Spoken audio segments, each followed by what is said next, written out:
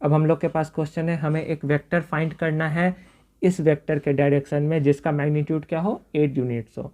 तो पहले हम लोग क्या करेंगे कि इस वेक्टर के डायरेक्शन में यूनिट वेक्टर निकालेंगे, मतलब वैसा वेक्टर निकालेंगे जिसका मैग्नीट्यूड 1 यूनिट हो, और फिर 8 से मल्टीप्लाई कर देंगे तो हम लोग को मिल जाएगा जो वेक्टर मालूम करना है इस वेक्टर के डायरेक्शन में। ठीक है, तो सबसे पहले इस वेक्टर का मैं नाम दे देता हूँ, let vector A equal to 5i cap minus J cap plus 2k cap.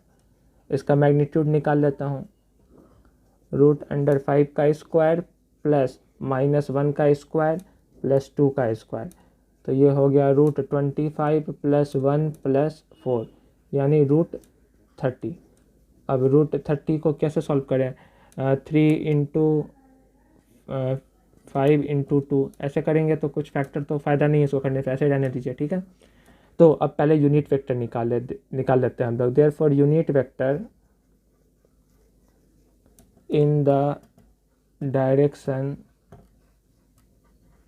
Of A vector, मतलब इस वेक्टर के डायरेक्शन में। तो ये फॉर्मूला हम लोग जानते हैं, ए वेक्टर को उसके मैग्नीट्यूड से डिवाइड कर देते हैं। तो ये हमारे पास है 5i cap minus J cap plus 2k cap upon इस वेक्टर ए का मैग्नीट्यूड है √30। ये तो निकला यूनिट वेक्टर इस वेक्टर के डायरेक्शन में, लेकिन जो हम लोग को वेक्टर निकालना है उसका मैग्नीट्यूड कितना होना चाहिए, 8 यूनिट होना चाहिए।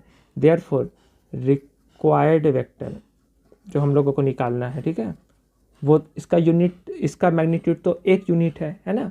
हम लोगों को जो वेक्टर निकालना है उसका मैग्नीट्यूड 8 यूनिट होना चाहिए। तो कुछ नहीं करना है, इस वेक्टर को बस 8 से मल्टीप्लाई कर देना है। 8 times 5i cap minus J cap plus 2k cap upon √30। तो इसको हम लोग 8 से मल्टीप्लाई करेंगे तो 40i cap minus 8j cap plus 16k cap upon √30।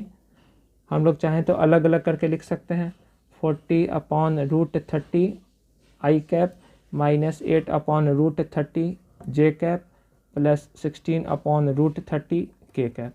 तो ये जो वेक्टर आया ये इस वेक्टर के डायरेक्शन में है और इसका मैग्नीट्यूड अगर आप चेक करिएगा तो 8 यूनिट आएगा। ठीक है, थैंक यू फॉर वॉचिंग।